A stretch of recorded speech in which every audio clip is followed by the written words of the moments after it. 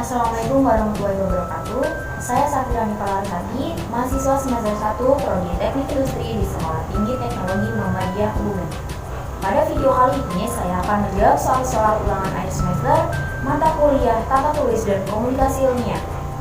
Baik, langsung saja ke pertanyaan nomor 1. Jelaskan dan sebutkan fungsi sitasi dan penulisan daftar pustaka. Sitasi memiliki beberapa tujuan penting, antara lain adalah sebagai berikut. 1. Untuk menjunjung tinggi kejujuran intelektual atau menghindari plagiarisme. 2. Untuk menghubungkan karya dan ide sebelumnya atau tidak asli dengan sumber yang benar. 3. Untuk memungkinkan pembaca menentukan secara independen apakah bahan yang direferensikan mendukung argumen penulis melalui klaimnya. 4. Untuk membantu pembaca mengukur kekuatan dan validitas materi yang telah digunakan penulis. Sedangkan fungsi daftar pustaka hendaknya secara tegas dibedakan dari fungsi sebuah catatan kaki. Referensi pada catatan kaki dipergunakan untuk menuju kepada sumber dan pertanyaan, pernyataan, atau ucapan yang dipergunakan dalam teks. Sebab itu, referensi itu harus menunjuk dengan tepat-tepat, di mana pembaca dapat menemukan pernyataan atau ucapan itu. Dalam hal ini, selain pengarang, judul buku, dan sebagainya, harus dicantumkan pula nomor halaman di mana pernyataan atau ucapan itu bisa dibaca. Sebaliknya, sebuah daftar pustaka memberikan deskripsi yang penting tentang buku, majalah harian itu secara keseluruhan. Karena itu, fungsi catatan kaki dan daftar pustaka seluruhnya tumpang tindih satu sama lain. Di mana di pihak lain, daftar pustaka dapat pula dilihat dari segi lain, yaitu ia berfungsi sebagai pelengkap dan sebuah catatan kaki. Mengapa daftar pustaka itu dapat pula dilihat sebagai pelengkap? Karena bila seorang pembaca ingin mengetahui lebih lanjut tentang referensi yang terdapat pada catatan kaki, maka ia dapat mencarinya dalam daftar pustaka. Dalam daftar pustaka dapat mengetahui keterangan-keterangan yang lengkap mengenai buku atau majalah itu. Dari daftar pustaka banyak hal yang dapat kita peroleh, antara lain 1. Memberikan informasi bahwa pernyataan yang dibuat bukan hasil pemikiran sendiri, tapi juga ditambahkan dengan pemikiran orang lain. 2. Apabila pembaca menginginkan mendalami lebih jauh pernyataan yang dikutip, dapat membaca sendiri referensi yang menjadi sumber kutipan. 3. Memberikan apresiasi atau penghargaan terhadap penulis buku yang telah membantu kita dalam penulisan karya tulis yang kita selesaikan. 4. Menjaga profesionalitas penulis terhadap karya tulis yang telah dibuat. Next, pertanyaan kedua. Jelaskan cara menuliskan daftar pustaka metode Harvard dengan menggunakan fasilitas Microsoft Word. Pertama, dari website. Pertama, buka aplikasi Microsoft Word, lalu pilihlah reference, kemudian pilihlah style Harvard. Setelah itu, pilih insert citation dan klik add new search. Lalu, pilihlah website pada type of search. Kemudian, tulislah penulisnya. Lalu, copy paste dulu nama web page-nya, kemudian dituliskan ke name of web page. Tulislah tahun sesuai dengan karyanya. Lalu, tulis tahun berapa kita mengakses web tersebut di year set. Kemudian, lanjut ke bulan pada saat kita mengakses web tersebut dan juga harinya. Cantumkan URL dan klik OK. Setelah itu, pilih bibliografi dan pilih insert bibliografi. Kedua, dari jurnal 1 dan jurnal 2. Pertama, buka aplikasi Microsoft Word, lalu pilih reference, kemudian pilih style Harvard. Setelah itu, pilih insert citation dan klik add new search dan isi type of search. Kemudian isi author terlebih dahulu, lalu isi last and first name. Jika penulisnya lebih dari satu, maka lakukan berulang kali. Kemudian isi title, journal name, year, volume, dan issue. Kalau sudah benar, klik OK. Setelah itu, pilih bibliografi dan pilih insert bibliografi. Kemudian dari handbook.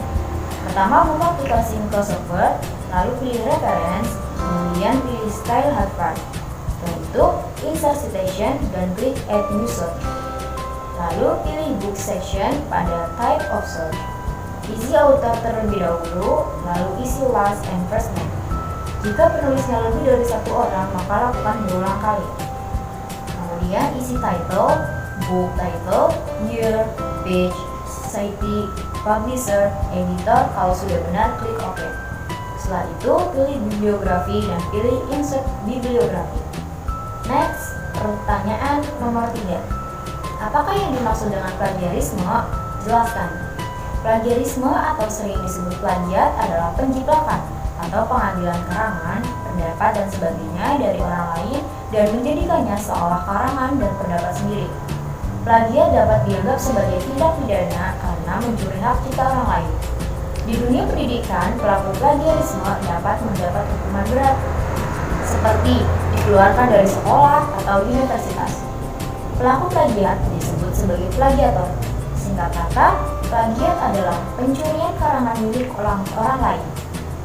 Dapat juga diartikan sebagai pengambilan karangan atau pendapat dan sebagainya orang lain yang kemudian dijadikan seolah-olah miliknya sendiri.